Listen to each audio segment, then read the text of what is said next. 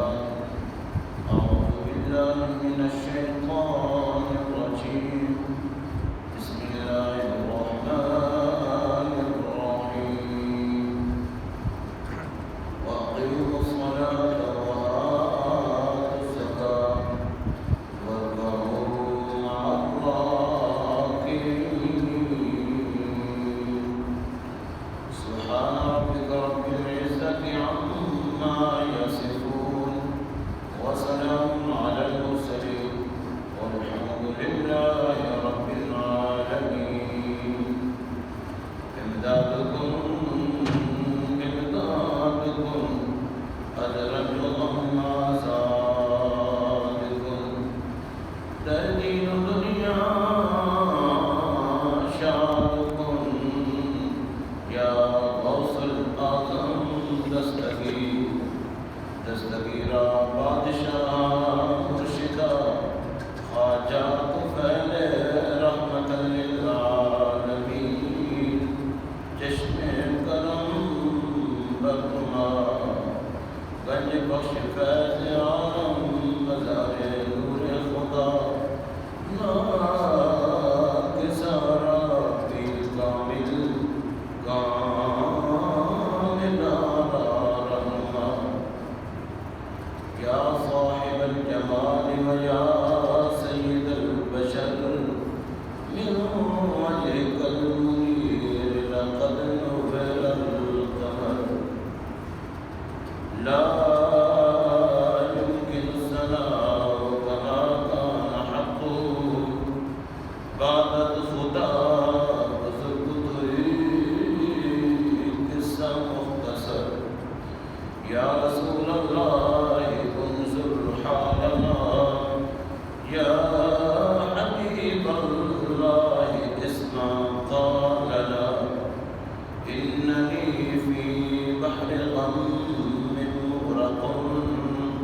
خذ يدي سهل لنا أشكالنا إن الله وملائكته يصلون على النبي يا أيها الذين آمنوا صلوا عليه وسلموا تسليما الصلاة والسلام عليك يا وعلى آلك وأصحابك يا حبيب الله الصلاة والسلام عليك يا رحمة للعالمين سب سے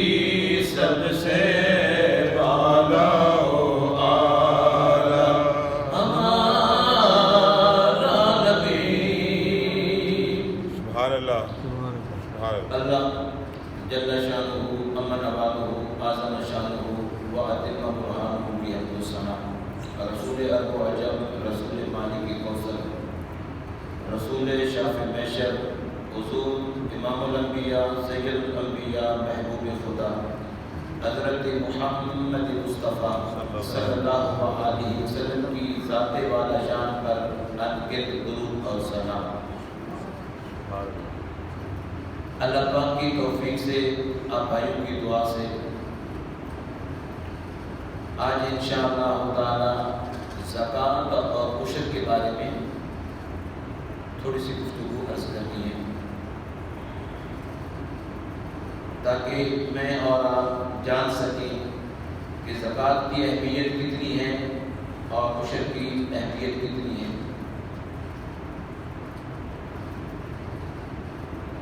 بعض دفعہ زکوٰۃ فرض ہوتی ہے، عشر واجب ہوتا ہے، اور ہم یہ سمجھ رہے ہوتے ہیں کہ نہ زکوٰۃ فرض ہے نہ عشر، تو اس سلسلے میں پھر کوتاہی ہو جاتی ہے۔ بعض دفعہ زکوٰۃ فرض ہوتی ہے، حج فرض ہوتا ہے، اور ہم سستی کے مارے ادا نہیں کرتے، تو اس میں کیا نقصان ہے، یہ تھوڑا سا قرآن و حدیث کی روح سے میں عرض کرنے کا ارادہ رکھتا ہوں۔ دعا فرمائیں کہ اللہ پاک حق اور سچ عرض کرنے کی توفیق نصیب فرمائے، آمین۔ بات سننے کے اللہ پاک عمل کی توفیق نصیب فرمائے۔ قرآن کریم مشہور آیت مبارکہ ہے سورہ بقرہ شریف کی، بالکل آسان سی سادی سی آیت کریمہ، تقریباً ہر مسلمان جو قرآن کریم پڑھتا ہے اس کو تقریباً یاد ہوگی، میرا یہ خیال ہے، اور میرا خیال اچھا ہے۔ جو قرآن کریم کھولتے ہیں پڑھتے ہیں تو ان کو یہ آیت کریمہ ضرور یاد ہوگی اور معنی بھی یاد ہوگا۔ میں برکت کے لیے پڑھ رہا ہوں، آپ اپنا ایمان تازہ کیجیے۔ اللہ پاک نے اعلان فرمایا وَأَقِیمُوا الصَّلَاةَ وَآتُوا الزَّکَاةَ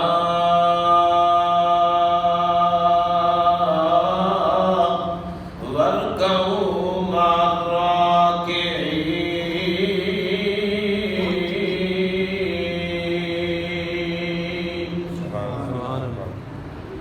تھوڑی سبحان اللہ بھی دلی ہے تے میں مولوی دی آواز بھی ہلکی ہے، وہی وجہ آپ بھی جانتے ہو تے میں بھی جاندا، لیکن تھوڑی دی آواز آپ اونچی کر سکتے ہو، کوئی گل نہیں، کچھ نہیں ہون لگا۔ اللہ رب العالمین نے اعلان فرمایا اور نماز قائم کرو اور زکوٰۃ ادا کرو، اور رکوع کرنے والوں کے ساتھ رکوع کرو، یعنی جماعت کے ساتھ نماز ادا کیا کرو۔ حضرت عبداللہ بن عمر رضی اللہ تعالی عنہما سے حدیث روایت ہے، حدیث نمبر 1 عرض کر رہا ہوں۔ اللہ اکبر۔ آپ روایت کرتے ہیں کہ رسول اللہ صلی اللہ علیہ وسلم نے ارشاد فرمایا اسلام کی بنیادیں 5 ہیں۔ اسلام 5 بنیادوں پر، اسلام کے 5 ارکان ہیں۔ جس نے ان کی حفاظت کی تو سمجھو اس نے اپنے اسلام کی حفاظت کر لی، اور جس نے انکار کیا کسی ایک چیز کا بھی وہ کافر ہو گیا۔ نمبر 1 پر ارشاد فرمایا اس بات کی گواہی دینا کہ اللہ ایک ہے اور وہی عبادت کے لائق ہے، محمد صلی اللہ علیہ وسلم اللہ کے بندے اور رسول ہیں۔ بات سمجھ میں آ رہی ہے؟ نمبر 2 پر جب کلمہ پڑھ لیا، عاقل بالغ ہیں، مجنون نہیں ہے، دیوانے نہیں ہے، جب بلوغت کو پہنچ گئے تو اب نماز فرض ہے، نہ پڑھنا اور چیز ہے، انکار کرنا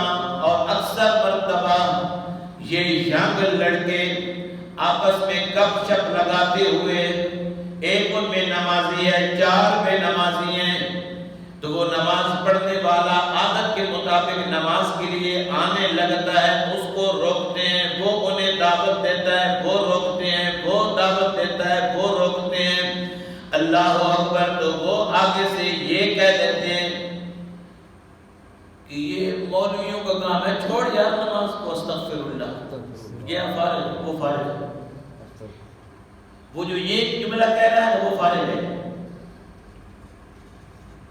نہ پڑھنا گناہ گار ہے، انکار کرنا ایمان سے فارغ ہے، کیونکہ شغل والی چیزیں اور بہت زیادہ ہیں۔ اپنا پاکستان پورے 40 شغل میں رہا ہے، پورا پاکستان ہی شغل میں چل رہا ہے، اور چیزیں بہت ہیں جن میں بندہ ہنسی مذاق کر سکتا ہے، ٹھیک ہے، لیکن یہ جو اسلام کی ارکان ہے، یہ جو اسلام کا مسئلہ ہے، جو شرع کا مسئلہ ہے، اس میں مذاق کی بھی اجازت نہیں ہے۔ نمبر 3 پہ ہے کہ میرا روزے رکھنا، روزے رکھنا، مقیم ہے، مسافر نہیں ہے، اتنا زیادہ بوڑھا نہیں ہے کہ روزہ رکھے تو مزید اس کی جان کو نقصان ہے، اتنا زیادہ بیمار نہیں ہے کہ روزہ رکھے تو مزید بیماری بڑھتی ہے، اس کی پھر الگ صورتیں ہیں، وہ میں فجر کے درس میں عرض کر چکا ہوں۔ روزہ اگر بندہ نہیں رکھ سکتا اور دائمی بیمار ہو گیا ہے اور بڑھاپا اس ایج کو پہنچ چکا ہے کہ اب دوبارہ صحت کے امکان نہیں ہے، تو پھر وہ ایک الگ فدیے کی صورت ہے، وہ میں عرض کر چکا ہوں آپ کو۔ نمبر ہے 4 زکوٰۃ۔ زکوٰۃ میں اکثر احباب جو صاحب استطاعت ہیں، یعنی جن پر زکوٰۃ فرض ہے، سستی کرتے ہیں، سستی کرتے ہیں، گنہگار ہوتے ہیں، انکار کریں گے تو کیا فائدہ۔ اور نمبر 5 پہ ہے خانہ کعبہ کا حج کرنا۔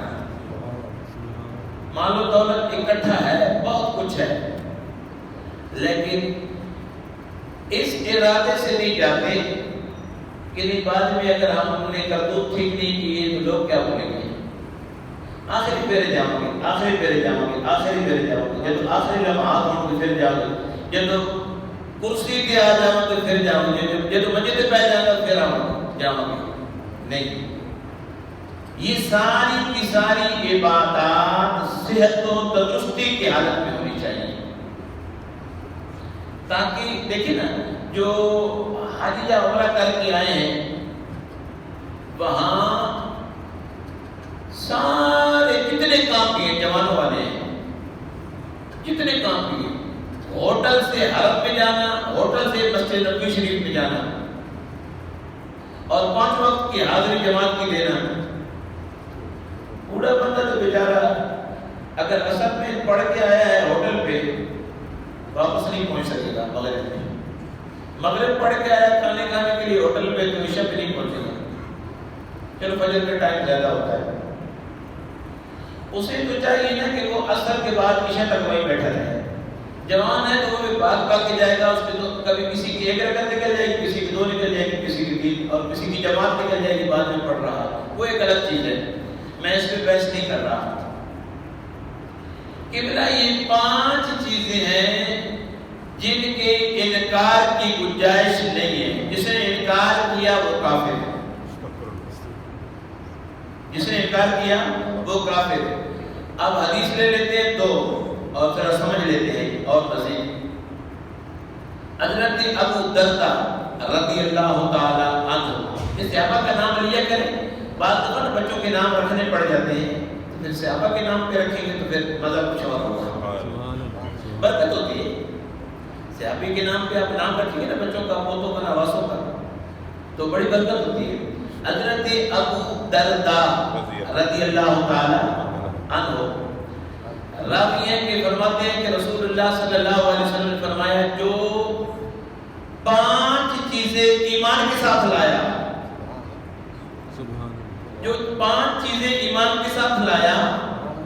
جنت میں داخل ہوگا۔ 5 چیزیں ایمان کے ساتھ لایا وہ جنت میں داخل ہوگا۔ اللہ اکبر، یہی 5 چیزیں۔ تیسری حدیث شریف سن رہے ہیں، حضرت عبداللہ بن مسعود رضی اللہ تعالی عنہما، آپ راوی فرماتے ہیں کہ رسول اللہ صلی اللہ علیہ وسلم نے فرمایا کہ جو یہ چاہتا ہے کہ اللہ کے حکم سے اللہ کی نورانی مخلوق یعنی فرشتے اس کی جان کی، اس کی مال کی حفاظت کرے تو وہ مال کی زکات دیا کرے،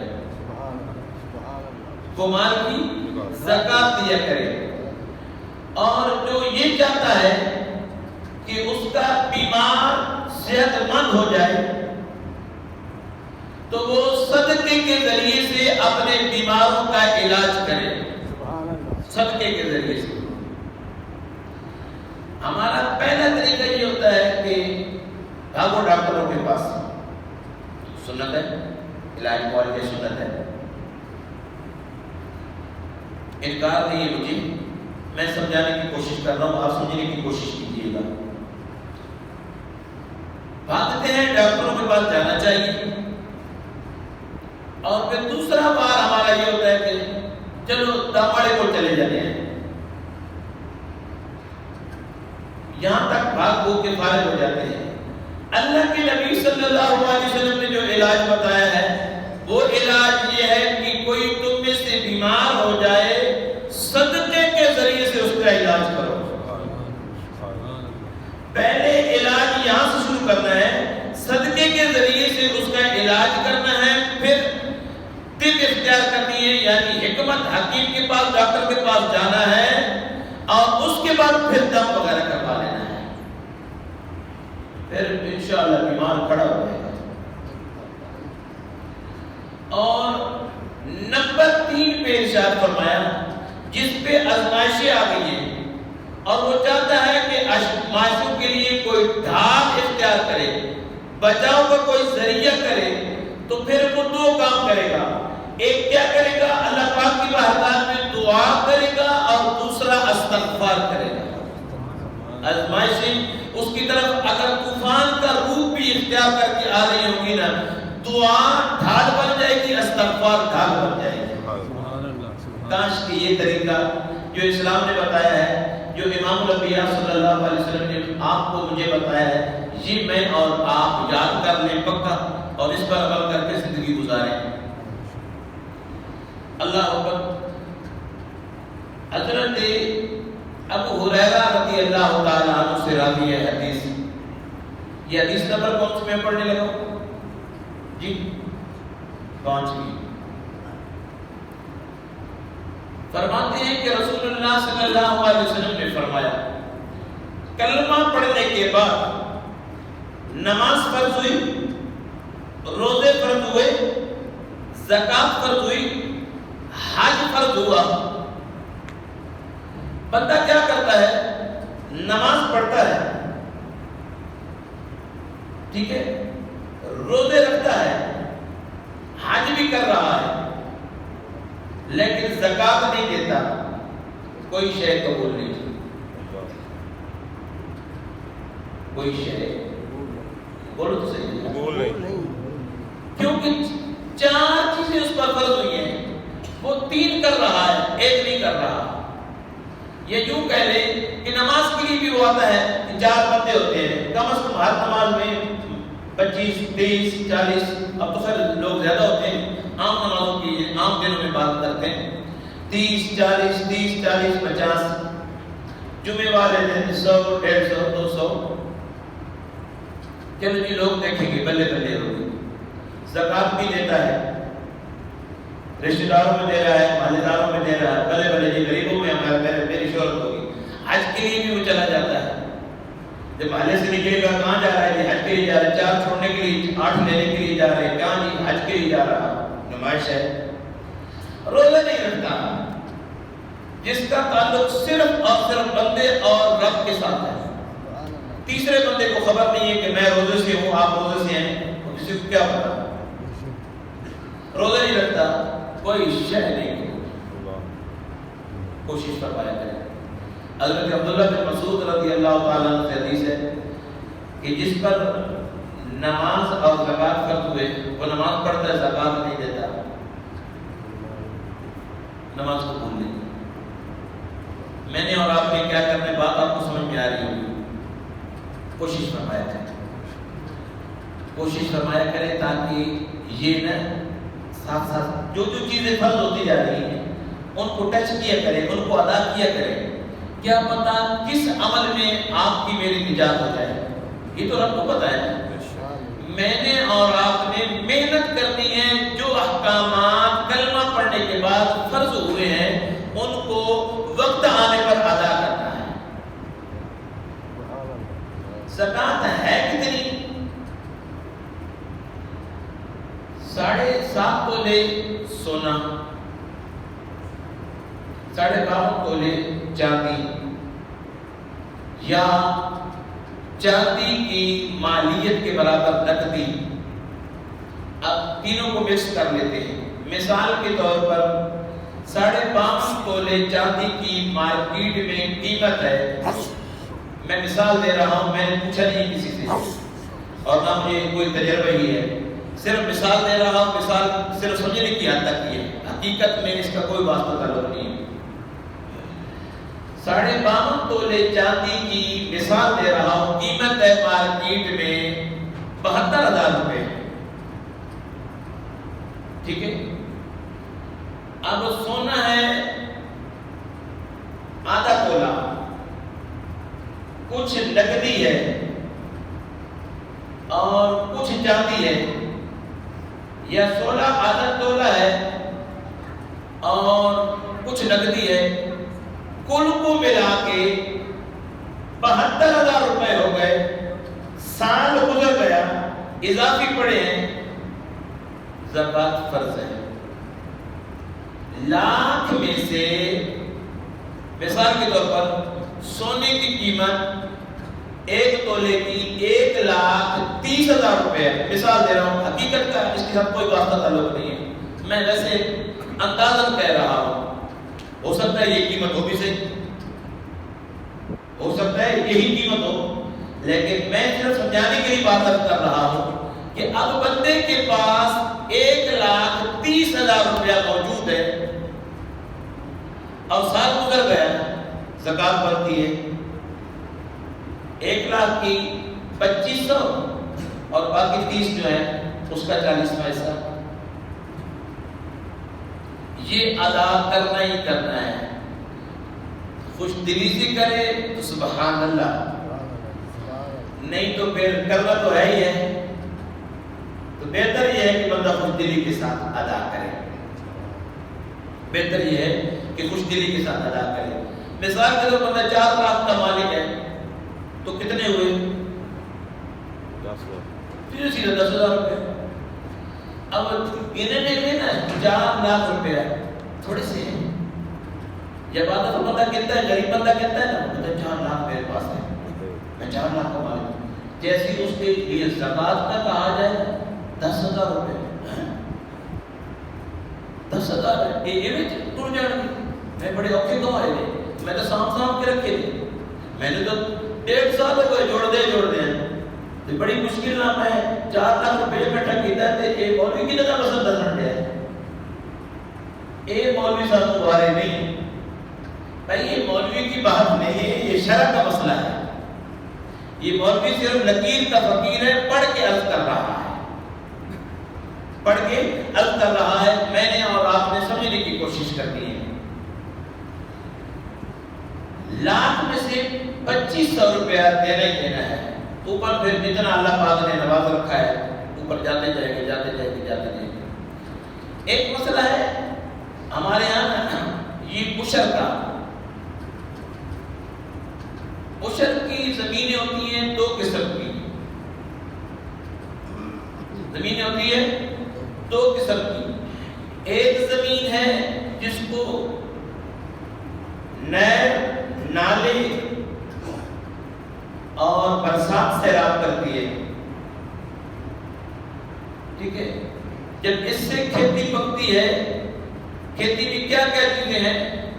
جو کھیتی بھی، جو فصل بھی، میں دھنیے سے لے کر دھنیا سے لے کر اوپر کڑک تک سب سے اعلیٰ کڑک ہوتی ہے، بیچ میں سبزیاں ساری، مرچیں ساری، توری، گھیا، بند گوبھی، دوسری گوبھی، گھیا، توری، ٹماٹر، آلو، شالو، مالو، سارے بیچ میں ہیں۔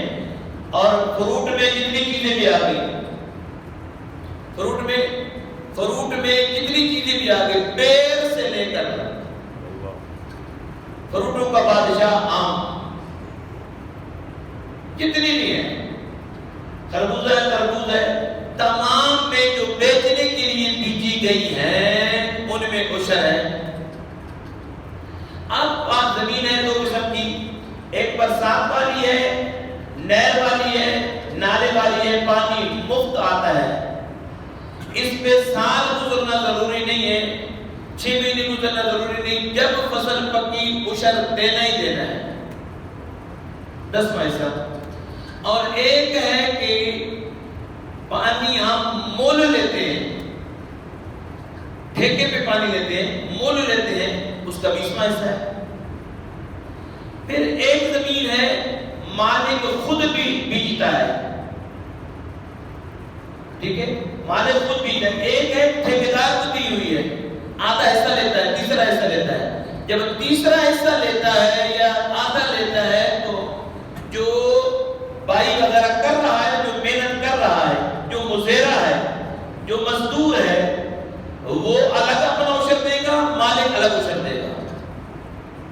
ہمارے یہاں بدقسمتی سے اس چک میں جو میں نے دیکھا ہے، اب پتہ نہیں، میرے خیال میں نہیں سمجھتا کہ ایسا ہوتا ہوگا، لیکن جو دیکھنے میں آیا ہے، سال میں باقی فصلیں بھی لگتی ہیں، یہ آگے 9 والے سے آگے جاؤ تو یہ سارے 8 تک کا کہ جو ہے لوگ ان کی ملکیت کی ساری زمینیں ہیں، یہ نہر کراس کرو تو ساری 8 تک والوں کی ہے، آپ لوگوں کی ہے۔ سبزی بھی بیجی بھی ہوتی ہیں، منڈی میں لے کے بھی جا رہے ہوتے ہیں، کبھی عشر سنا نہیں ہے، اور لے دے کے کڑک دینی ہوتی ہے، اور وہ پتہ نہیں اب عشر کی مد میں مولوی صاحب کو 1 توڑا دے جاتے ہیں، جبکہ مولوی صاحب کو عشر لگتا ہی نہیں۔ عشر اس بندے کو لگے گا جس کو زکات لگتی ہے، عشر اس بندے کو لگے گا جس کو زکات لگتی ہے، اور عشر کی مد میں آپ نے مولوی صاحب کو کڑک نہیں دینی، زکات کی مد میں مولوی صاحب کو کڑک نہیں دینی، لہذا یہ چیزیں اور ہیں۔ کوشش فرمایا کریں کہ جتنی بھی آپ چیزیں بیجتے ہیں ان کا 10واں حصہ اگر خود مالک بیجتا ہے تو اس کے لیے الگ ایک مالک نہیں دینی ہے، اگر ٹھیکیدار کو دی ہوئی ہے تو جو مالک کے حصے میں آئے گی وہ اپنے حصے کی دے گا، وہ اپنے حصے کی دے گا۔ اور اس میں یہ بھی ہے، زکات میں تو یہ ہے نا کہ اگر قرض دینا ہے تو پہلے قرض ادا کرے گا، پھر اگر زکات اس پر واجب ہے تو زکات دے گا۔ عشر میں یہ والی کہانی نہیں ہے، اگر قرض لے کر اس نے بیج وغیرہ بویا، ابھی قرض بھی دینا ہے اور ادھر سے فصل بھی پک گئی ہے، عشر پھر بھی دینا ہے،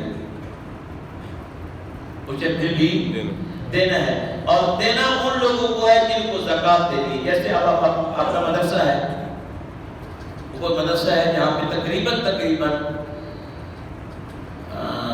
غالباً 4 ٹیچریں پڑھاتی ہیں، 4 ٹیچریں پڑھاتی ہیں، اور تقریباً 60 سے 65 کے قریب بچیاں پڑھتی ہیں، بیچ میں غریب بھی ہیں۔ اور مجھے یہ کچھ دن پہلے باجی آئی ہوئی تھی، عشاء کی بات تراویح پڑھ کے آئی تو میرے طرف آ گئی، مسئلہ پوچھنا تھا، انہوں نے مجھ سے مسئلہ پوچھا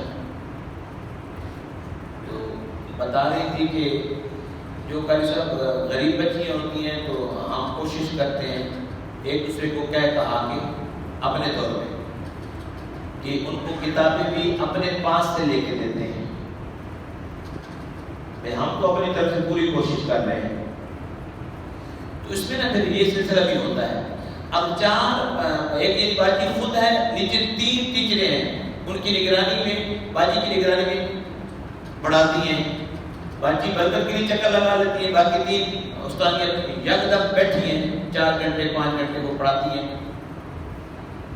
تو ان کی تنخواہیں بھی ہیں. یقیناً جب وہ بیٹھتی ہیں تو انہیں ٹھنڈے پانی کی بھی ضرورت ہے, پنکھے کی بھی ضرورت ہے, سارا سلسلہ ہے. جو باجی پڑھاتی ہیں ان کی تنخواہ کی بھی ضرورت ہے. تو یہ مدرسہ ہے یہاں پہ زکوٰۃ لگتی ہے. یہ نیچے والا مدرسہ نہیں ہے کہ آدھے گھنٹے کے لیے بچے آئے, قاری صاحب نے ادھر سے ایک کو ماری, ادھر سے ایک کو ماری, چلو بھی چھٹی. وہاں پراپر مدرسہ ہے, بیٹھتے ہیں بچے, بچیاں پڑھتی ہیں, فجر کی نماز کے بعد الگ پڑھتی ہیں اور پھر چلی جاتی ہیں. پھر اسکول ٹائم سے لے کر 1 بجے تک پھر الگ سے بچیاں آتی ہیں. 8 بجے سے وہ الگ برابر مدرسہ ہے. یہ جو صبح میں لگتا ہے قاری صاحب کیوں لگاتے ہیں, یہ برائے نام ہے. اور یہ بھی آپ کی مہربانی ہے کہ 4 بچے بھیج دیتے ہیں. اگر نہ بھیجے تو مولوی بیچارہ کیا کر لے گا, اسپیکر پہ اعلان کرے گا, آ جائیں گے تو بچوں کا فائدہ ہے, آپ کا فائدہ ہے, آپ کی آنے والی نسل کا فائدہ ہے. اور مولوی جو بیٹھے ہوئے چلو اس کا ٹائم بھی پاس ہو جائے گا. لہٰذا کوشش فرمایا کریں کہ میں آپ کو زکوٰۃ کے بارے میں آگاہ کر رہا ہوں اور عشر کے بارے میں آگاہ کر رہا ہوں. میں نے اور آپ نے جب یہ مسئلہ جان لیا تو اب سستی نہیں کرنی. جو سستی کرے گا اس کے لیے کیا ہے, یہ بھی سن لیں تاکہ پورا مضمون ہو جائے. حضرت عبداللہ بن مسعود رضی اللہ تعالیٰ اخیر ہے کہ میرا جو مال ہوگا نا, نقدی سونا چاندی ہوگا, اس کو گرم کیا جائے گا, پگھلایا جائے گا. اس سے کیا کیا چیزیں داغی جائے گی, پیشانی ایک, یہ پہلو, تو پیٹھ, 3 چیزیں داغی جائیں گی. یعنی گرم کر کے لگایا جائے گا, پیشانی پہ لگایا جائے گا.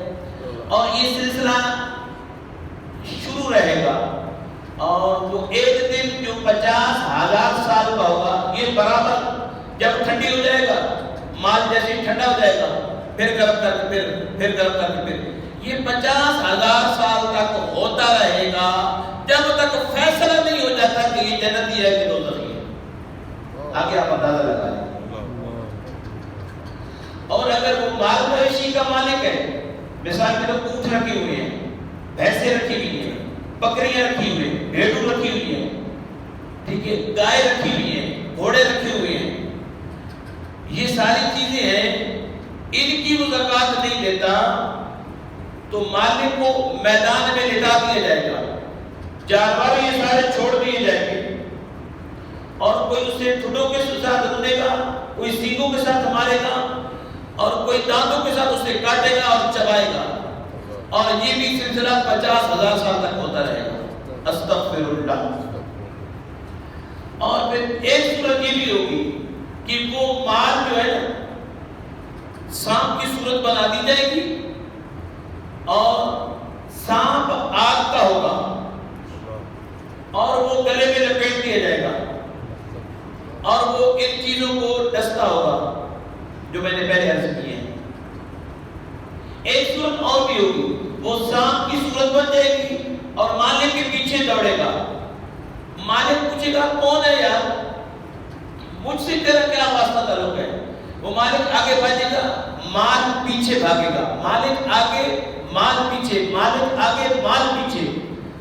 آخر وہ پوچھے گا یار میرا قصور کیا ہے, تو کون ہے, میں تجھے جانتا نہیں ہوں. تو وہ سانپ کہے گا کہ میں تیرا مال ہوں جو تو دوسروں کے لیے چھوڑا ہے. یہاں تک کہ وہ روکنے کے لیے نا اسے ہاتھ آگے کرے گا تو وہ اس کا ہاتھ چبائے گا, پھر ایسے ہی بازو چبائے گا, پھر ایسے پورے بندے کو وہ چبا جائے گا.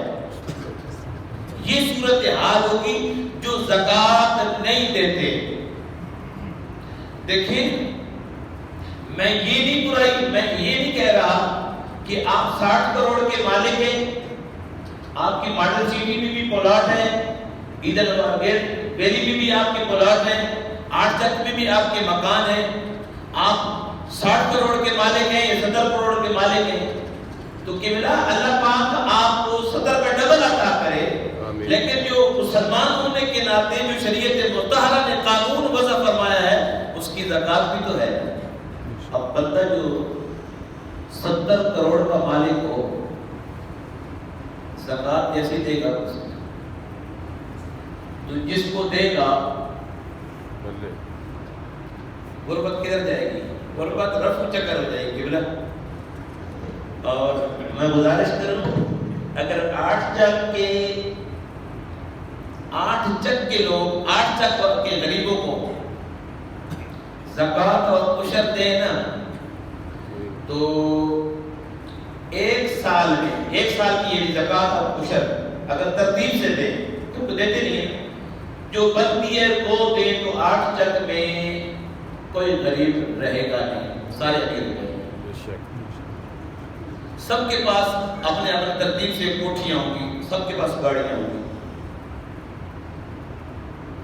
کاش کہ یہ سوچ آ جائے۔ وہ دور بھی اسلام نے دیکھا ہے کہ 8 ضلعوں سے زکوٰۃ لے کر نکلنے والے حکومت کے قادر تھے، زکوٰۃ کا مال لے کے جاتے تھے، 8 ضلع گھوم کے آتے تھے۔ کتنے ضلع؟ 8 ضلع گھوم کے آتے تھے، تو زکوٰۃ لینے والا کوئی نہیں ہوتا تھا، واپس آ جاتے تھے۔ یہ بھی اسلام نے دور دیکھا ہے۔ اور آج ہر بندہ کہتا ہے کہ میں زکوٰۃ کا مستحق ہوں، مجھے زکوٰۃ دی جائے۔ پاکستان زکوٰۃ کا مستحق ہے، پاکستان کو زکوٰۃ دی جائے، پاکستان کو خیرات میں چاول دیے جائیں، آٹا دیا جائے، سوجی دی جائے، مرچیں دی جائیں، کیونکہ یہ غریب ملک ہے۔ اللہ کے بندو، اللہ پاک نے اس ملک کو سونے کی چڑیا بنایا ہے، سونے کی چڑیا، سونے کی۔ کاش کے کوئی مرد کلندر، کوئی درویش، کوئی فقیر صرف اوپر اقتدار پہ آ جائے۔ اللہ اکبر، کیونکہ پرنالے سے وہی پانی آتا ہے جو چھت پہ ہو۔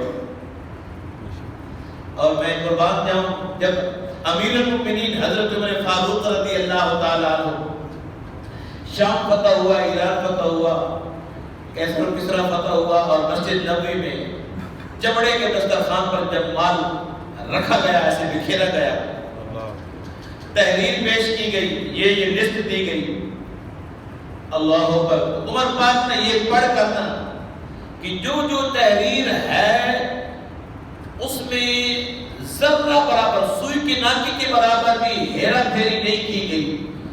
یہ منظر دیکھ کرنا اور گنتی تعداد پوری دیکھ کر حضرت عمر فاروق کے آنسو نکل پڑے، رو پڑے۔ دلیر آدمی،